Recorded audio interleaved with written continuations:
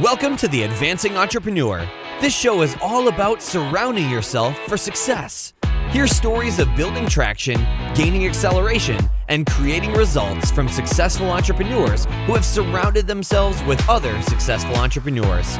And now, here's your host, Annette Nightingale James.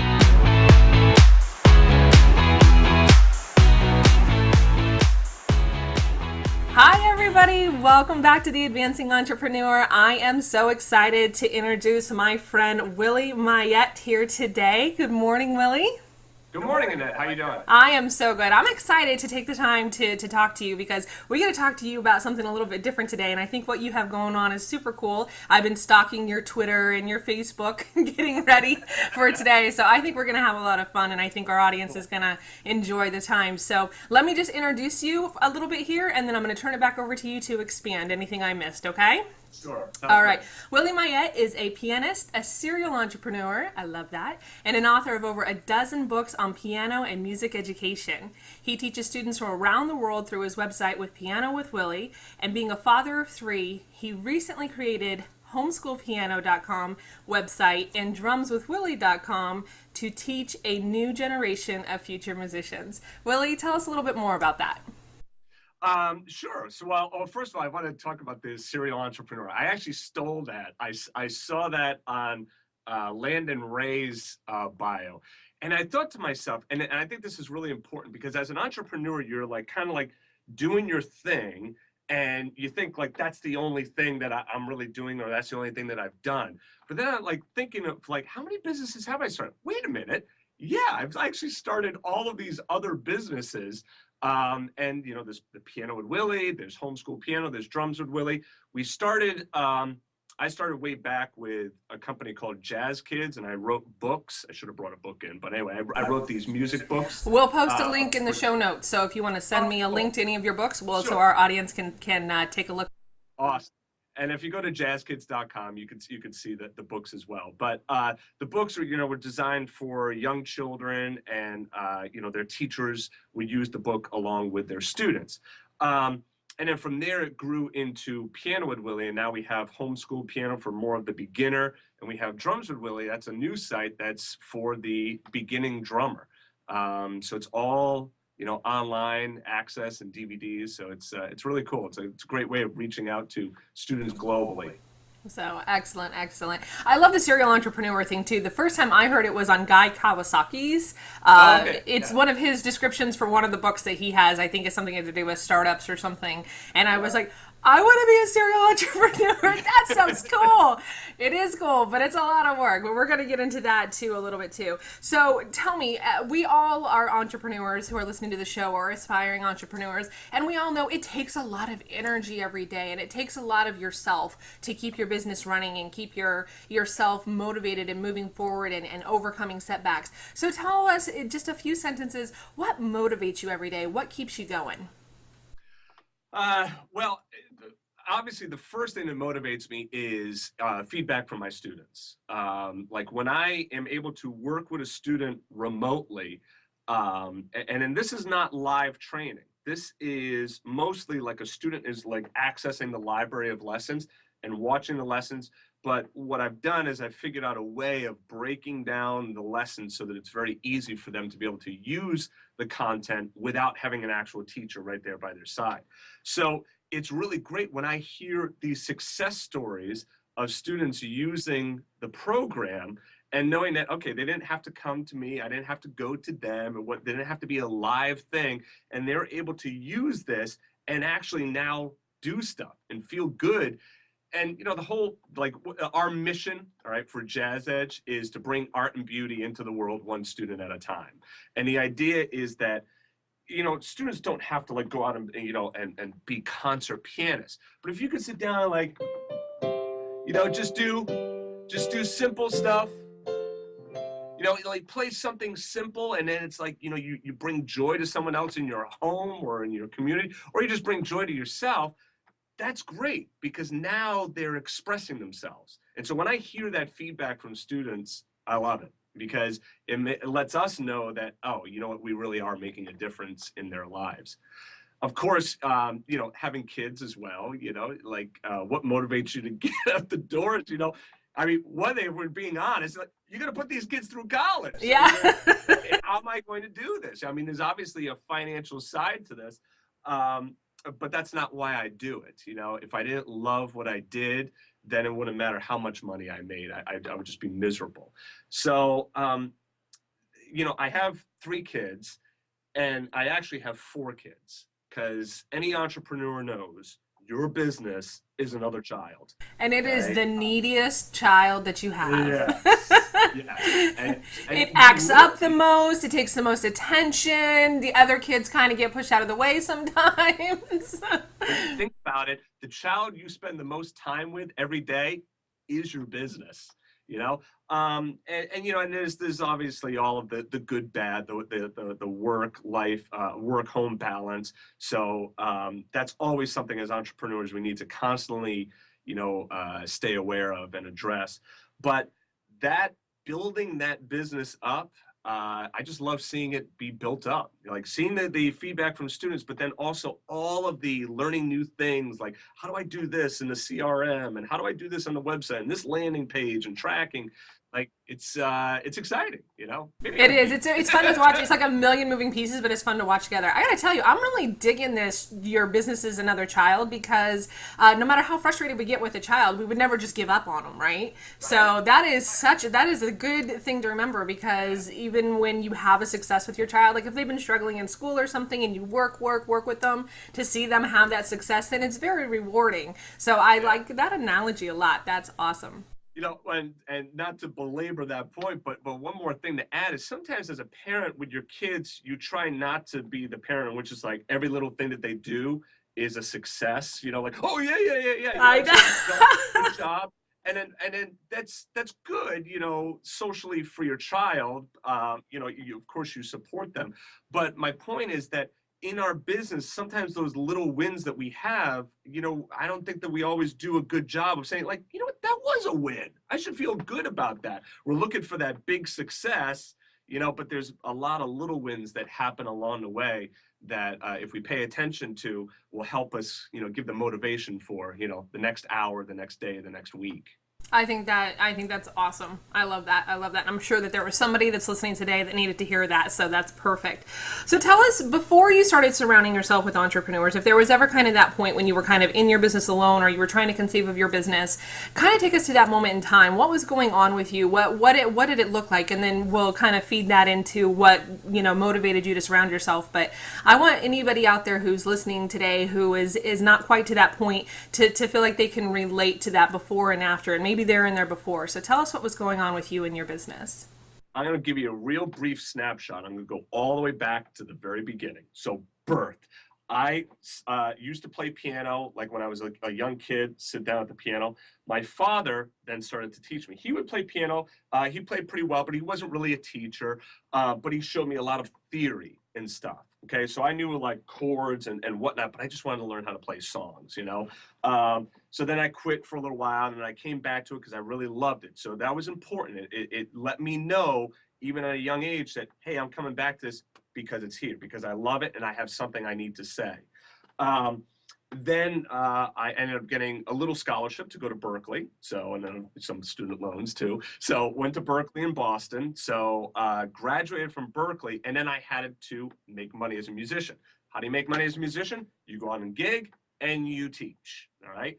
So when I started teaching, built up a studio, built up a private studio, taught for years and years and years, until finally it really started to dawn on me. I would have one student come in, sit down, okay, so practice what you worked on this week. And it's like, well, I really didn't practice this week. I had a test. Right. And the other thing I would hear is, I could play it better at home. That was really important, because then that clued me into the fact that since I am here right in front of you, there's like this level of feeling like nervous and whatnot. And then the next student would come in, I would show them, this is a C chord. The next student would come in, this is a C chord. It's like, and I'm thinking to myself, man, there's got to be a better way of doing this. I keep teaching the same lesson from student to student to student. So what I thought was, you know what? let me like make some videos of these lessons. Now, in between that time, I thought that the business to be in was the book business. So I created Jazz Kids, like I was talking about before, and I created these books for teachers to use, but these were very low cost, like books you cannot sell for a lot of money.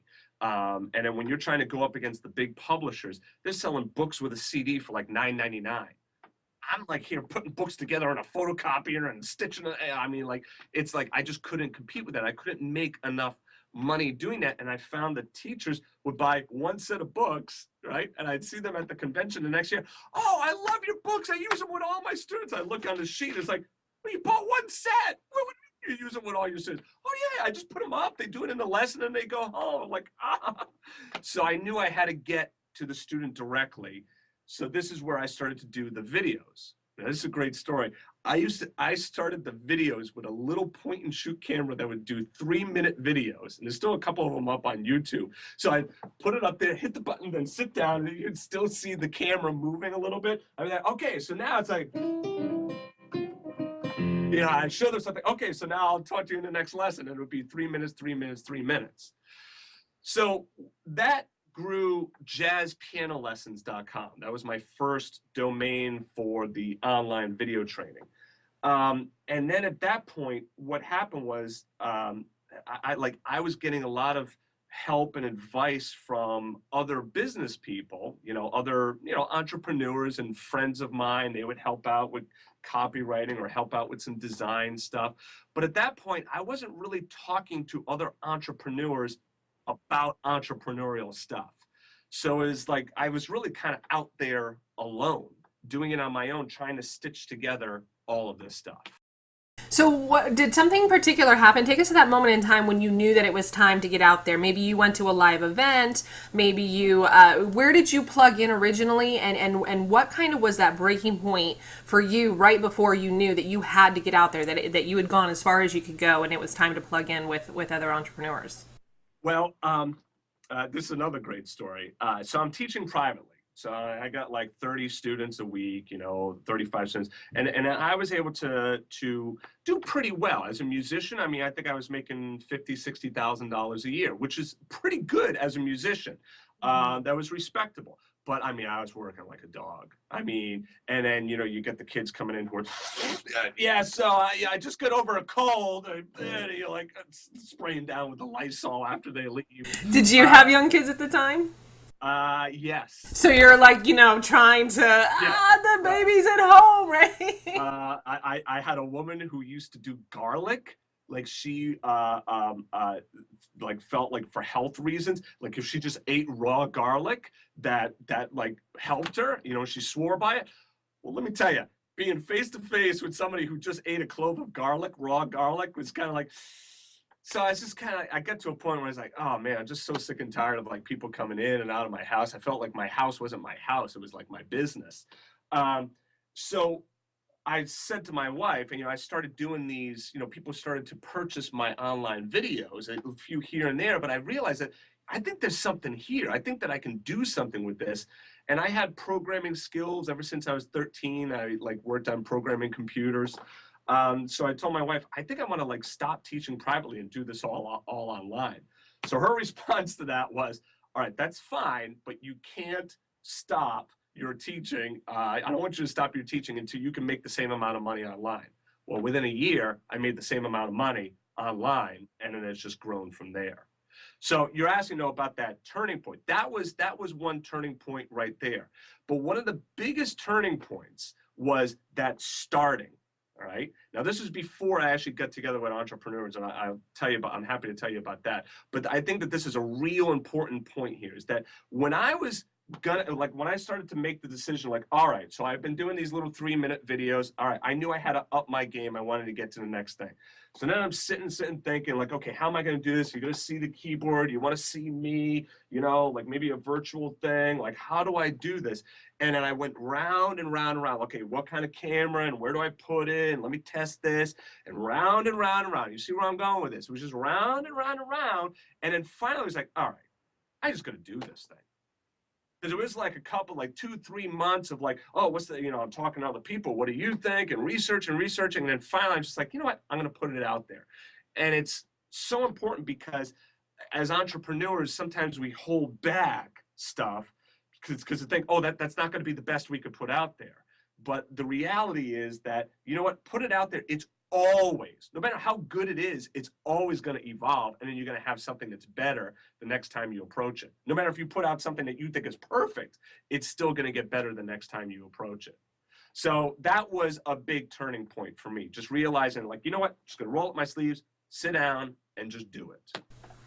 Very good, very good. So once you did plug into entrepreneurs, what kind of started to come together for you? Did you have kind of an aha moment? Did you have an accountability call? Did you have a hot seat? You know, if you're listening to this interview and you're not familiar with masterminds and hot seats, you get these hot seats at the front of the room where the coaches, the facilitators, and the other people in the room brainstorm with you, and they feed into your business and they feed into your ideas, and it's just kind of like this big high for everybody in the room, even if you're not the one in the hot seat, because you can all learn from each other and helping each other. You can never give without getting something back, is what I tell my mastermind clients. So was there some time, what kind of aha moment you had, either in a hot seat or an accountability call, that was kind of like that light bulb that it's like, I got this, I can do this, kind of like you were saying, was it a just do it moment? But take us to that point in time. Tell us a little bit about that. So now I got my business going. And now it's, what am I going to use? So I got into Infusionsoft. And then I went to InfusionCon. That was my first kind of big marketing kind of conference. And in music, what you do as a musician in music is you listen to an album like Keith Jarrett or something. You find out, okay, well, Keith Jarrett's the pianist. Well, who plays bass and who plays drums? Then you find out the bass player, Gary Peacock, DeJohnette on drums, and then you say, okay, who else have they played with? So now you have this one point of entry, and then you start to move out. And even to this day, when I go to any of these conferences, people will mention a book or something. A nice little tip that I do, I get on my phone right away, I go to Amazon, and then I do try a sample. So then that way, then I have it in my library, and I can see, do I want to buy it or not? But at least I don't forget it. So then it gets sent right to my phone. I try a sample, and then that way I know. So I'm always trying to find out, get these new resources, new people to learn more. I think I just had an aha moment because I was in the room with you when you did that, and I'm like, wow, he went and he must have really wanted that book, but that's what you do normally. I think that's a great little writer downer for our audience. I love that. Yeah. Okay, so I interrupted you. Keep going. Today with the, your smartphones, because typically what you do is you'll write it down, and then you're going to go back to it later. But if you're used to getting into your Kindle app or whatnot, if it's already in there, now you see the picture of it and you're like, oh yeah, it's just one more way to just kind of give you the kick in the butt to make sure that you actually go and get to that next phase. Yeah. So, right. So then then from there, then I, check out some other conferences like, Brendan Burchard stuff. Then I now get over to GKIC. I've become a peak member at GKIC. I've been going to those conferences.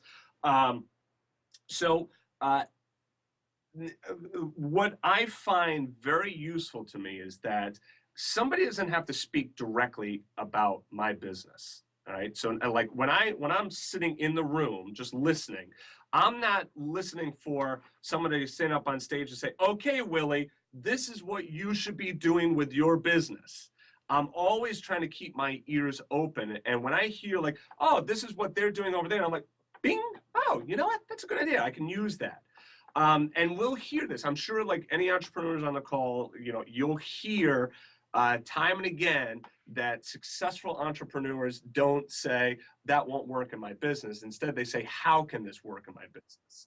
So there is very few times that I will listen to a call or a tape or be at a conference that I'm not constantly getting something that's either a reinforcement or a, or really good advice.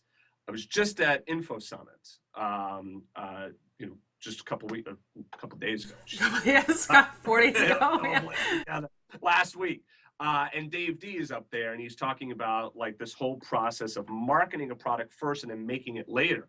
Well, what I did that night is I implemented that, and I got 30 people to sign up on this Christmas boot camp course that I'm doing, and that ended up paying for my entire trip and everything that I bought there, and then some. It's a product that I haven't even made yet. I start the product next week, and it's going to be like live. Right, immediate implementation like that.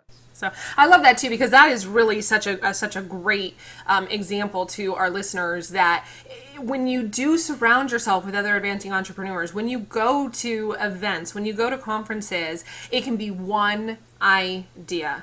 And I've heard this before too, and I think it's great. My thing is always, when I go to a conference or I listen to a CD, is like not going in 30 different directions, because I always get at least one idea, but it only takes one idea to really make the difference. So people go to these events sometimes and they want it to be the end all be all for their business. They want, I was joking around with another person. It's like they want like a little pretty business in a box. Here is profit in a box. I'm going to create that, by the way, and become like a multi-gajillionaire. But it doesn't have to be the end all be all. It can be just one idea, and we will keep up with you and find out what that means for you in the future. But I think that's so fantastic. So tell us, so besides the Christmas boot camp, tell us what's going on in your business now. Where has the conferences and the surrounding yourself and the mastermind groups, where has that brought you? Sure. Actually, there's two quick points I want to say about this. Please.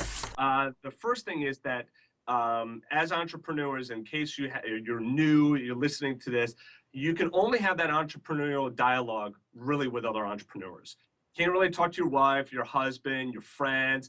If I told a fellow musician what I made, I'd be afraid that they're going to take me out back and beat the heck out of me, right? Their heads would explode. How do you do that?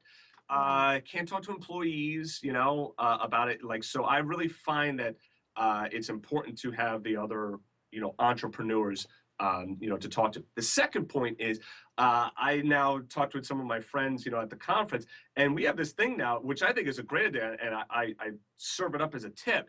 Try and implement something while you're at a conference, even if it's something small, because exactly when you come home, you're going to have all these ideas, and then life happens. And now it's now you end up implementing nothing, So either have 3 ideas that you try to implement as soon as you get home, or I would say have the 3 ideas, but try and implement one right away. Now, your question was, where's the business right now? Yep. What are you working on now? What do you want to talk about? pianowithwillie.com. We have a brand new website. We have multiple different membership levels now. We have this really cool membership level, a premier level membership. It really gets a lot of that one-on-one with me or with Paul, our other piano teacher. We have some new teachers coming on board. They're going to be teaching organ and some really cool gospel stuff. And the homeschool piano product, that's all finished. It got finished earlier this year, went to a homeschool conference, but that's really perfect for anybody who wants to start piano. If you just bought this thing, set it up, you're like, what is that? That's homeschool piano. It teaches that, but then it gets to that point where you're like, you'll be able to do this kind of stuff where you're just improvising, so it's really some cool stuff to be able to express yourself at an instrument. And of course, we have our drum site, which we're going to be doing some really cool Black Friday specials for this year. And I am sure that every mother with a pre-adolescent boy would like to thank you in advance for that drum site. I have a 10 and a 7-year-old, and I'm sure my 10-year-old would be very fascinated. So I might be shutting down the computer before he finds that. But I think this is really neat. So, okay, very good. Well, as we're kind of winding down our time here, I want to let the audience learn a little bit more about you. So we're going to do a little bit of a speed round here called Playing Favorites. So tell us, Willie, what is your favorite charity? Actually, we have multiple charities. What I do is at the end of the year, I let the team pick whatever charity they want to donate a sum of money to. So in the past, probably my favorite one that I've donated to recently was for veterans, actually. It was just Veterans Day yesterday, and I donated some money from the business to a veterans charity. So that's probably my favorite, but we all have our own that we donate to. So that's cool. I like everybody gets a chance to give back. So very cool. What is your favorite quote? I got a fortune cookie. I don't know who the quote's by, but the fortune cookie, I thought this was fantastic. It said, you need to, I'm going to try to remember it. Only those who attempt the impossible or no, only those who attempt the absurd can achieve the impossible. And I thought, wow, that's great. Let me think each day, what's absurd? What's something that someone else is not doing in this marketplace? And then how can I do something with that? And that's actually led me to now do the Google Glass thing, and we have a whole thing coming out for piano with Google Glass. So that's kind of a really cool technological thing. Yeah. Very cool. I had a pretty absurd idea this morning, and I was trying to kind of work through it while I was getting ready today. Like, okay, is this something that I should attempt, or is this something that I need to just back burner? So thank you for that. I love that. So what is your favorite, either newest discovery or an online resource or something that you'd like to share with our, besides, maybe Piano with Willie's great online resource that you'd like to share with our audience? What do you use in your business? You know what? I just went back to Infusionsoft, but that's more the technology thing. But let me share, I like the quote that I heard from Dave D actually at one of the peak meetings a few back. And it really resonated with me because I always tried to think of myself as some I don't want to market like that. I don't want to no, that's not my highfalutin idea of I don't want to be a salesperson. I am far, you're right. He said, let's keep it simple. Sell them what they want, give them what they need. And it was as soon as I started thinking like that, it was of course, sell them what they want and then provide them extreme value and give them the stuff that they need. But if I'm going to start talking oh, well, you're going to understand the differences in the tertial relationship of this dominant seventh chord and the dominant relationship to a 5-to-1, it's no, you're going to sit down, you're going to play something cool. It's that's what you want to hear. So, their eyes glaze over, right? You lose them before they even start. So I think that's a great point for entrepreneurs. So many times we're passionate about what we offer, and we're you need this. And we get lost in the technical. Exactly, you get lost in the technical, this is so great. Yeah. Or your perspective. Exactly. So very good. This is perfect for you. What is your favorite song?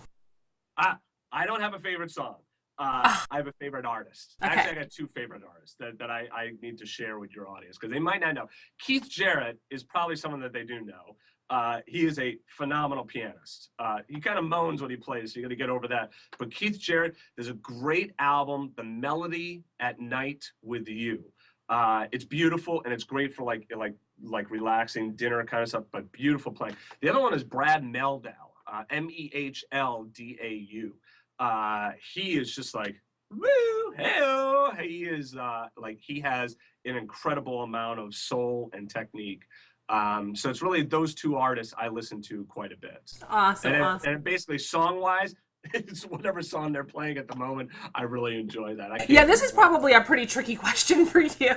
Yeah, People might give me more mainstream kind of pop answer or something that they use to pump themselves up in their business. Right, a little One Direction going on there. Mm-hmm. Yeah, no. I couldn't resist.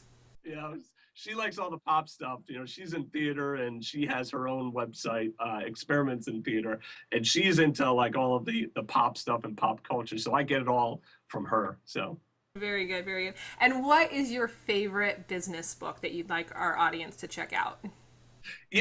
This might be lame, but I gotta tell you, the Napoleon Hill, Think and Grow Rich. I just got finished. Yeah, see, there you go. That one right there. That's it. What I think is I'll give you another approach. You can look through all the stuff and think oh yeah, no, that's cool. That's great. But my way of thinking about this is here's a book that was written at basically the 1927, 30-ish. I forget exactly the year, but it's right around there. It was right around the Great Depression or right after the Great Depression. Here's a book that's 70, 80 years old, and that stuff is still relevant today. And what's important for me to realize is that we're not talking about when we think marketing, there's always that shiny new thing, right? But there are just foundational principles of thinking as an entrepreneur that I think are very well laid out in that book. So excellent. All right, very good. Well, I'm going to ask you to share with our audience one piece of advice. If you could go back to yourself when you were first starting your business, what one piece of advice would you give yourself? Then I'd like you to share where our audience can find you, and then we'll say goodbye. You know what? I'll give you a simple piece of advice. Don't wait. All right. Find what it is that you want to do and do it now. So like how I was waiting to find the perfect way of recording something, there's 3 months lost. Put stuff out, implement right away. Don't worry if it's not the right thing right away. You'll figure it out as you go. All right. So I talked to a lot of people. I got a friend of mine who, I want to do a business. Like it's a year later, probably never do it, Don't wait, because every month and year that goes by is a month and a year that, guess what, somebody else is implementing. And if we want to then get into SEO and all that, they're going to be on the web, keywords, blah, blah, blah, blah, blah, blah. So the longer you wait, the harder it is to break into to a market. So really just do it now. Now, where to find me? pianowithwillie.com. That's where you can find me. That's our main site. You can also go to jazzedge.com. That's kind of the corporate site, and I'll link it to everything else. And that's JAZZEDGE. Style of music, jazz, and the edge of it. So, very good. And I want to let our audience know that if they go to the website, theadvancingentrepreneur.com, and you find Willie's show note page, we're going to link his website, his contact information, and the resources that he shared with us today. Willie, thank you so much for coming on today. I really enjoyed it. I have no doubt our audience is going to love this one, and we look forward to catching up with you another time. I'll play a little bit for you as a little outro music. Yes!